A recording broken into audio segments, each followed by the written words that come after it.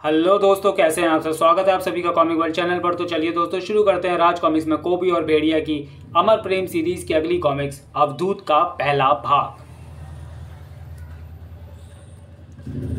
बलालू दिवस पर पराक्षी से मिला भेड़िया तो जेन ने भ्रम पाल लिया कि भेड़िया पराक्षी को सुकन्या समझकर उसकी ओर आकर्षित हो रहा है। पराक्षी वास्तव में पिशाचनी थी जिसका आतंक जंगल में फैला हुआ था। बुल कबीले का रक्षक बैल बुल्ला पर पराक्षी में पैशाचिक शक्तियों को पहचान गया था। पिशाचनी को पूर्ण पिशाचनी बनने के लिए शक्तियां चाहिए थी जो उसे शक्तिशाली प्राणियों का रक्त चूसकर प्राप्त होनी थी। पिशाचनी पी गई बुल्ला का खून। अब उसके शरीर में आ चुकी थी कोबी जैसे महाशक्तिशाली प्राणी का खून पी जाने की भी ताकत। इधर जैन को पराक्षी पर पिशाचनी होने का शक हो चुका था, मगर भेड़िया यह बात मानने को तैयार नहीं था। इधर बुल्ला की हालत का जिम्मेदार कोबी को समझा जा रहा था। बुल कबीले के जंगली बुल्ला को मरणासन हालत में देकर पहुंचे कबीले की महाशक्ति अवधूत के पास। यहां तक का कथानक आपने पढ़ा पूर्व प्रकाशित कॉमिक प्रेम बला, प्रेम नाखून और प्रेम हिरण में। अब आगे अमर प्रेम सीरीज की प्लेलिस्ट मैं ऑलरेडी बना चुका हूं, उसमें आपको इसके पहले की जितनी भी कॉमिक्स हैं वो सारी मिल जाएंगी। कबीला नगाड़ों की जोरदार आवाजों से गूंज रहा था, जागो ढम ढम ढम ढम, जागो जागो जागो, हे अवधूत जागो जागो, संकट मोचन जागो जागो जागो, रक्षा जागो रक्षा। नहीं, उसे मत जगाओ, मत जगाओ उसे साधना करने दो। वो जाग गया तो तबाही आएगी। वो पैदा हुआ था तो तबाही आई थी। कैसा विचित्र शिशु है, इसके मस्तक पर तीसरा नेत्र भी है। त्रिनेत्रधारी, ये शैतान का अवतार है। चुप रहो, मेरा बेटा शैतान का अवतार नहीं है। तंत्र सम्राट पपासू ने बताया कि वो महाशक्ति इसी कबीले में पैदा हुई है। हम उस विध्वंसकारी महाशक्ति शिशु को लेने आए हैं। हमारी राह रोकने की जरूरत मत करना। हम तो अपने कबीले से एक मुट्ठी अनाज भी किसी को नहीं ले जाने देते। अपने कबीले के शिशु की रक्षा के लिए खून की नदियां बहा देंगे। बिच्छू ढंग से उलझकर अपने लिए संकट उत्पन्न करोगे। धार बिच्छू डंकों से नीले पड़ने लगे बुल योद्धाओं के जिस्म। खचाक लाओ, ये शिशु हमें दे दो। नहीं, मेरे पुत्र को वापस कर शैतान।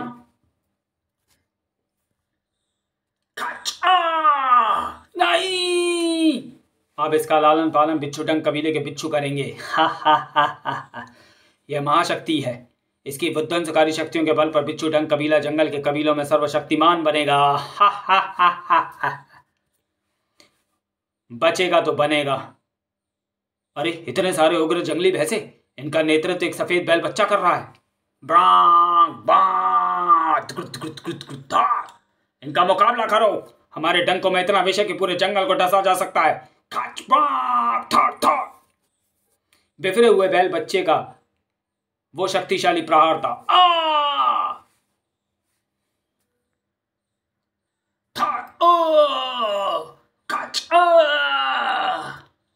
हमारा शिशु ये साधारण शिशु नहीं, ये त्रिनेत्र देवता है, शिव का साक्षात रूप। देखो, नंदी पुत्र स्वयं हमारी रक्षा करने आया है। उसके गले में डमरू बंधा है। अपनी बची कुची शक्ति एकत्रित करो और टूट पड़ो इन बच्चों पर। काट डालो उनके विशाले डंकों को। विजय मिली थी बुल कबीले को। इस संग्राम में हमारे कबीले के 13 लोग मारे गए, त्रिनेत्र बालक का पिता भी। यह शिशु मनहूस है। इस कथन पर बैल बच्चा क्रोध से भर उठा था। जिसकी रक्षा को नंदी पुत्र स्वयं आया वो मनहूस नहीं हो सकता। इस पर पुष्प वर्षा करो।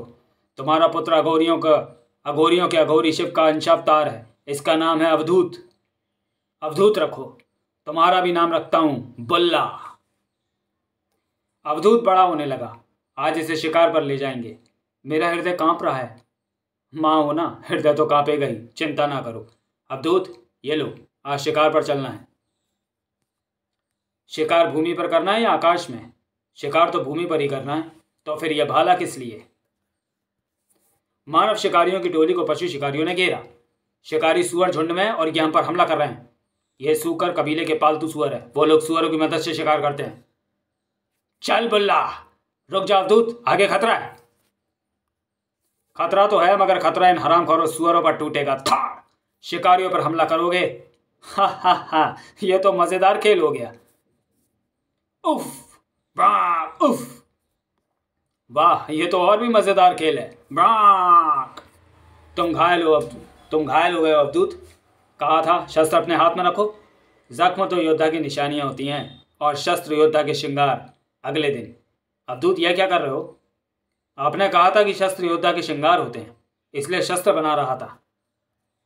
अवधूत हाथ में हथियार लेकर कहाँ जा रहा है बेटा? कल एक काम अधूरा छूट गया था माँ, आज पूरा करूंगा। दुश्मन को उसके घर में घुसकर मारने का आनंद ही दुगना है। पकड़ लो इस बदमाश को, आज अमावस्या है, इसकी बलि चढ़ाएंगे। उफ खचाक, मेरी बलि चढ़ाओगे?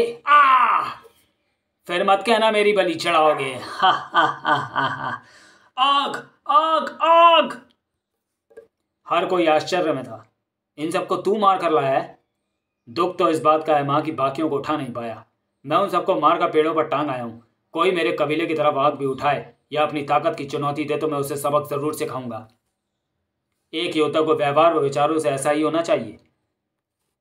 अवधूत शिकारियों की शिकार करता था। शाबाश बुल्ला, तू मेरा सच्चा साथी है।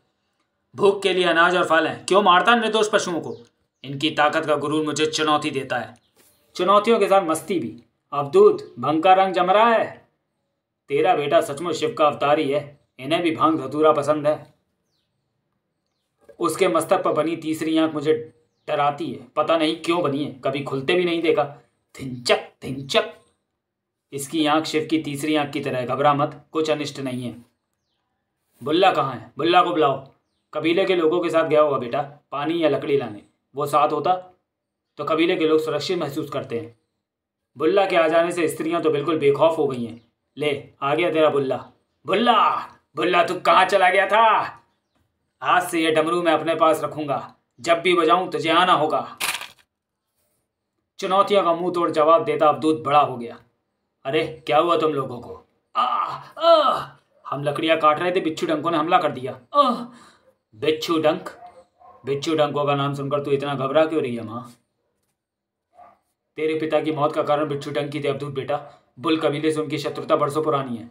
मेरे पिता की मौत? उफ, क्यों बताया? अब तक क्यों नहीं बताया? तेरी तीसरी आंख क्यों फड़क रही है? बुल्ला कहाँ है? उसे स्नान के लिए ले गए हैं। तू अकेला कहाँ जा रहा है? अरे कोई रोको इस पागल को। त्रिशूल है, डमरू है। अवधूत रुको, हमें हथियार उठाने दो, हम तुम्हारे साथ आते हैं। अरे उसे रोको, मैंने उसकी तीसरी आंख को फड़कते देखा है। सरदार, पहली बार फड़कते देखा है मैंने अवधूत की तीसरी आंख को। यह अपशकुन है, यह अपशकुन है। क्रोध अवधूत पर हावी था। चल बल्ला, आज किसी को नेस्त नाबूद करना है। अवधूत लौट आया।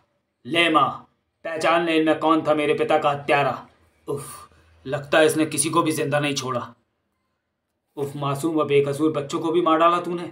सांप के बच्चे भी तो सांप ही बनते हैं माँ। मेरे कबीले की तरफ कोई आँख उठाएगा तो फोड़ डालूंगा उसे। ये जुनूनी और खूनी हो गया है, उसका जुनून बढ़ता जा रहा है। मगर वो कबीले की सुरक्षा के प्रश्न पर हिंसा को उठता है, चुनौतियां देखकर जुनूनी होता है। वह कारण जुनूनी नहीं है, वो स्वार्थी नहीं है, वो कबीले का रक्षक है। व्यर्थ का खून खराबा रक्षक का काम नहीं। खचाक! उस सिंह ने एक निर्दोष हिरण को मारा था, मगर वो उसका भोजन था। जंगल में एक का जीवन दूसरे की मौत पर निर्भर होता है, और यहाँ केवल वही जीता है जिसके पास ताकत होती है। ये नियम पशुओं के लिए हैं। तू पशु नहीं है बेटा, तुझे हिंसा छोड़नी होगी। तेरे हाथ खून बहाते हैं, मेरा सीना छलनी होता है, तो अपने सीने को कठोर कर माँ, या फिर चुनौतियों से जाकर कह कि मेरे सामने अपना सिर ना उठाए। खचाक!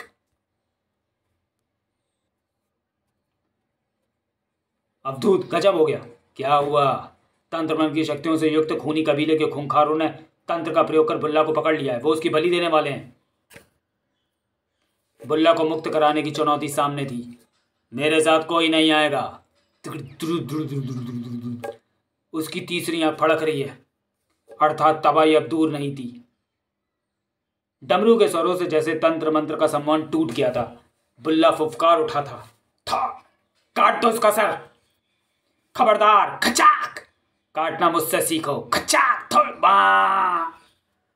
इस मंत्र को नहीं काट पाएगा तू। चल बुल्ला।